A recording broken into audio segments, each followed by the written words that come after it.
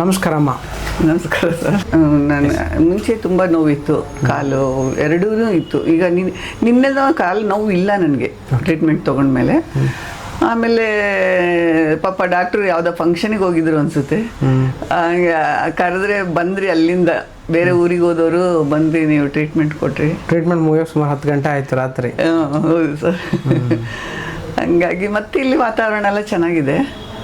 ಈಗ ಅದೇ ಮೆಡಿಸಿನ್ ತಗೊಳ್ತೀನಿ, ಮೆಡಿಸಿನ್ ತಗೊಳ್ಳಿ, ನಾಳೆಲ್ಲ ತಗೊಳ್ತೀನಿ ನೋಡ್ರಿ. ವಿತೌಟ್ ಮೆಡಿಸಿನ್ ಬರೀ ಟ್ರೀಟ್ಮೆಂಟ್ ಅಲ್ಲೇ ನಿಮ್ಗೆ ಯಾವ ಒಪಿನಿಯನ್ ಏನು ಅನಿಸ್ತು? ದೇಹ ಬದಲಾವಣೆ ಏನು ಹೇಳ್ತು? ಅದೇ ನನಗೀಗ ಸ್ವಲ್ಪ ನೋವೆಲ್ಲ ಕಡಿಮೆ ಆಗಿದೆ, ಸ್ವಲ್ಪ ಒಂಥರ ಏನೋ ಅನಿಸ್ತಾ ಇಲ್ಲ ಈಗ ನನಗೆ. ಅವಾಗ ನಡೆಯೋಕ್ಕೆ ಇದು ಮಾಡೋಕ್ಕೆ ಸ್ವಲ್ಪ ಕಷ್ಟ ಆಗ್ತಾ ಇತ್ತು, ಇವಾಗ ಒಂದು ಸ್ವಲ್ಪ. ರಕ್ತ ಮೋಕ್ಷಣ ಮಾಡಿದ್ವಲ್ಲ, ಯಾಕೆ ತೆಗಿತಾರ ರಕ್ತನ ಅಂತ ಮನಸ್ಸಿಗೆ ಅನಿಸ್ಬೋದು. ನೀವು ಕೇಳಿದ್ರೆ ಸಹ ಅನ್ಸುತ್ತೆ ನನಗೆ, ರಕ್ತ ಯಾಕೆ ತೆಗಿತೀರಿ ಅಂತ ಕೇಳಿದ್ರ? ಇಲ್ಲ ಕೇಳಿಲ್ಲ.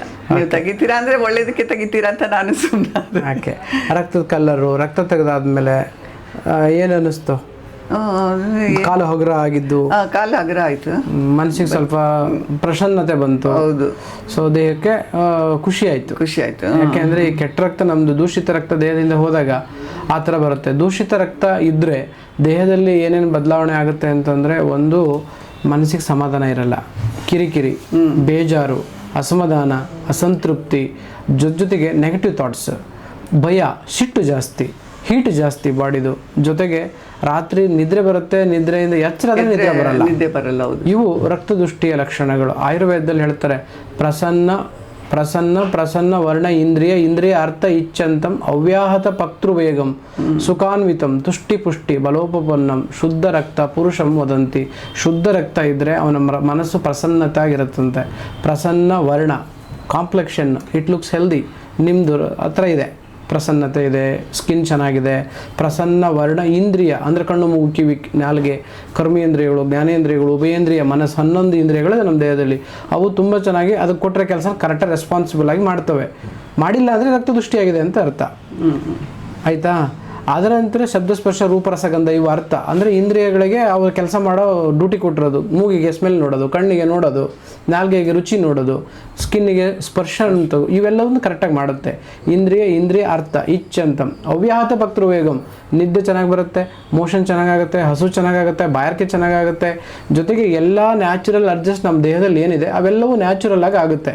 ಇದು ರಕ್ತ ಶುದ್ಧ ಇದ್ದರೆ ಆಗುವಂಥ ಕೆಲಸ. ಸುಖಾನ್ವಿತಂ ತುಷ್ಟಿ ಪುಷ್ಟಿ ಬಲ ಉಪಪನ್ನಂ. ಅಂದರೆ ನಮ್ಮ ದೇಹಕ್ಕೆ ತುಷ್ಟಿ ಸಿಗುತ್ತೆ, ಬಲ ಸಿಗುತ್ತೆ. ಪುಷ್ಟಿ ಅಂದರೆ ನರಿಶ್ಮೆಂಟ್ ಆಗುತ್ತೆ. ನಾನು ಹೇಳಿದೆ ನಿಮಗೆ, ಡಿಸ್ಕ್ ನರಿಶ್ಮೆಂಟ್ ಆಗಿಲ್ಲ, ಟೋಟಲಾಗಿ ಡಿಜನರೇಷನ್ ಆಗಿದೆ. That 4th 5th stage degeneration disc disease. ಅದಕ್ಕೆ ಡಿಸ್ಕೋಜೆನಿಕ್ ಪೇನ್ ಅಂತ ಕರಿತೀವಿ ನಾವು ಇದನ್ನು.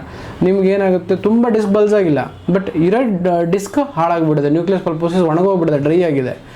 ಆ ಕಾರಣದಿಂದ ನೋವು ಬರುತ್ತೆ. ಸೊ ಅದು ಯಾಕಾಗಿದೆ? Because of ರಕ್ತದುಷ್ಟಿ.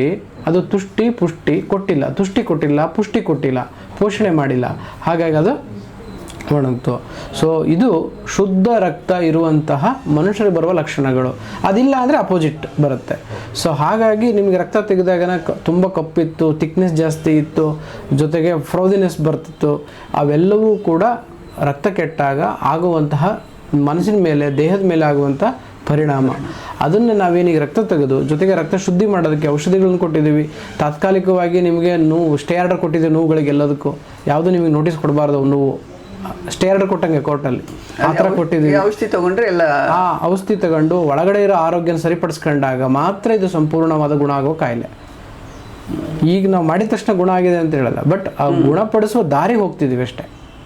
ಓಕೆ, ಅದಕ್ಕೆ ಏನು ತಿನ್ಬೇಕು ಆಹಾರ ಅಂತ ಹೇಳಿದೆ. ನಾನು ಹೇಳಿದೆ ನಿಮಗೆ, ನೀವೆಲ್ಲ ನಕ್ರಿ, ಯಾವುದು ತಿನ್ಬಾರ್ದು. ಅಲ್ಲಲ್ಲ, ನೀವಲ್ಲ, ಬಂದರೆ ಎಲ್ಲರೂ ನಗ್ತಾರೆ. ಯಾಕೆ ಅಂತಂದರೆ ಡಾಕ್ಟ್ರ್ ಎಲ್ಲದೂ ಹೇಳೋದು, ಒಂದು ಇಡ್ಲಿ ತಿನ್ಕೊಂಬನ್ನಿ ಅಂತಾರೆ, ಹೋಗಿ ಒಂದು ಒಳ್ಳೆ ಮಸಾಲೆ ದೋಸೆ ತಿನ್ಕೊಂಬನ್ನಿ ಅಂತಾರೆ. ನಾವು ತಿನ್ನಬೇಡಿ ಅಂತ ಹೇಳ್ತೀವಿ. ಯಾಕೆ ಅಂತಂದರೆ ಅದು ಎಸಿಡಿಕ್ ನೇಚರ್ ಇರ್ತಕ್ಕಂಥ ಆಹಾರ ನಮ್ಮ ದೇಹನ ಪೋಷಣೆ ಮಾಡಲ್ಲ. ನೋಡ್ರಿ, ನೀವು ಇಡ್ಲಿ ತಿಂದಿನ, ದೋಸೆ ತಿಂದಿನ ಸಿಕ್ಕಾಪಟ್ಟೆ ನೀರು ಕುಡಿತೀರಾ. ಅಲ್ಲ, ನನ್ನ ಮಗ ಅದು ಮನೇಲಿ ಇಡ್ಲಿ ದೋಸೆ ಮಾಡಿದ್ರೆ ಅದ್ರಲ್ಲಿ ಏನಿದೆ ಅಂತ ಮಾಡ್ತೀಯ ಅಂತ ಕೇಳ್ತಾನೆ ಸರ್. That's good. ಅಲ್ಲ, ಅವ್ನು ಕೇಳ್ತಾನೆ, ಅವನು he is in the right path. ಅದ್ರಲ್ಲಿ ಏನಿದೆ ಅಂತ ನೀನು ಇಡ್ಲಿ ದೋಸೆ ಮಾಡ್ತೀಯ ಅಂತ. ಅಲ್ಲ, ಸಂಹೌ ಏನೋ ದೇವರ ಜ್ಞಾನ ಕೊಟ್ಬಿಟ್ಟಿದ್ದಾನಲ್ಲ. ಹಾಂ, ಅದು ಏನಾಗಿರುತ್ತೆ, ಅದು ಆ್ಯಸಿಡಿಕ್ ಹೋಗ್ಬಿಡುತ್ತೆ, ನಿಮ್ಮ ದೇಹ ಪೋಷಣೆ ಮಾಡಲ್ಲ, ಹಾಗಾಗಿ ಜೀರ್ಣನೂ ಆಗಲ್ಲ ಬೇಗ. Heavy to digest. Heavy to digestion ಇರ್ತಕ್ಕಂಥ ಎಲ್ಲ ಆಹಾರಗಳು ದೇಹದಲ್ಲಿ ಟಾಕ್ಸಿಸ್ಕನ್ನು ರಿಲೀಸ್ ಮಾಡುತ್ತೆ. ಆ ಟಾಕ್ಸಿಸಿಟಿ ದಿನನಿತ್ಯ ತಿಂದು ಚೆನ್ನಾಗಿ ಪಚನ ಮಾಡಿಲ್ಲ ಅಂದರೆ ರಕ್ತದೃಷ್ಟಿ. ಅಕ್ಕಿ ರೊಟ್ಟಿ ಎಲ್ಲ ತಿನ್ಬೋದಾ? ಅಕ್ಕಿ, ರಾಗಿ, ಜೋಳ, ಸಿರಿಧಾನ್ಯಗಳು, ಅದರಿಂದ ಮಾಡಿರ್ತಕ್ಕಂಥ ಅಕ್ಕಿ ರೊಟ್ಟಿ, ಜೋಳದ ರೊಟ್ಟಿ, ಎಲ್ಲ ರೊಟ್ಟಿಗಳನ್ನು ಮಾಡ್ಬೋದು. ಸಿರಿಧಾನ್ಯ ಮತ್ತೆ ರಾಗಿ, ಜೋಳ, ಗೋಧಿ ಎಲ್ಲ ಗೋಧಿನೂ ಸೇರಿಸ್ಬಿಟ್ಟಿದ್ದೀನಿ. ಪುಡಿ ಮಾಡಿಸ್ಕೊಂಡು ಅದರಲ್ಲಿ ದೋಸೆ ಮಾಡಿ, ಈ ಬೇಸಿಗೆಯಲ್ಲಿ ಒಳ್ಳೆ ಸ್ವೀಟ್ ಮಜ್ಜಿಗೆ ಅಂದ್ರೆ ಫ್ರೆಶ್ ಮಜ್ಜಿಗೆನ ಇದನ್ನ ರಾತ್ರಿ ನೆನೆಸಿ ಬೆಳಗ್ಗೆ ಒಳ್ಳೆ ಗಂಜಿ ಮಾಡಿ ಅದಕ್ಕೆ ಮಿಕ್ಸ್ ಮಾಡಿ ಸ್ವಲ್ಪ ಈರುಳ್ಳಿ, ಕೊತ್ತಂಬರಿ ಸೊಪ್ಪು ಹಾಕಿ ಕುಡಿರಿ, ತಂಪಾಗುತ್ತೆ. ಸ್ವರ್ಗನೇ ಕೈಯಲ್ಲಿ ಇದ್ದಂಗೆ ಇರುತ್ತೆ. ಅರ್ಥ ಆಯ್ತಾ? ಸರಿ ಸರ್.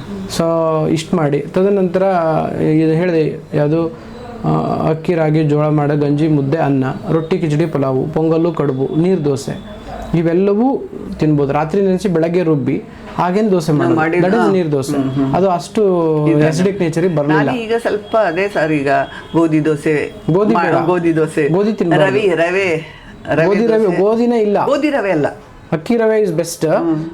ಅದು ಪೋಷಣೆಗೆ ಒಂದು ಭಾಳ ಎತ್ತಿದ ಕೈ ಪೋಷಣೆ ಮಾಡೋದಕ್ಕೆ.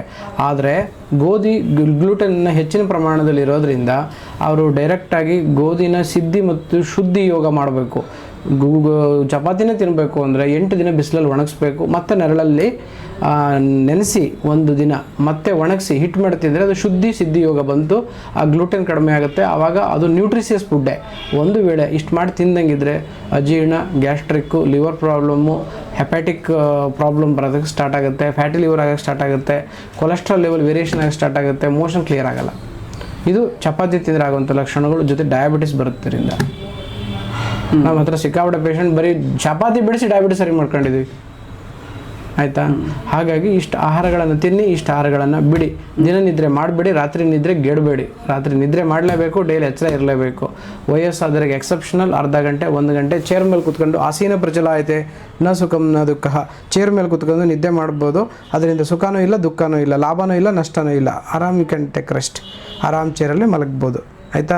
ಸೊ ಇಷ್ಟು ಮಾಡಿ ಆನಂತರ ರಾತ್ರಿ ಮಲಗುವಾಗ ಒಂದು ಸ್ವಲ್ಪ ಎಣ್ಣೆ ಹಚ್ಕೊಂಡು ಶಿರಸ್ರವಣ ಪಾದೇಶು ತಮ್ಮ ವಿಶೇಷಣ ಸೀರೆಸ್ ಅಂತಾರೆ. ಕೊಬ್ಬರಿ ಎಣ್ಣೆ ಇಲ್ಲಿ ನಾವೇ ಕೊಡ್ತೀವಿ.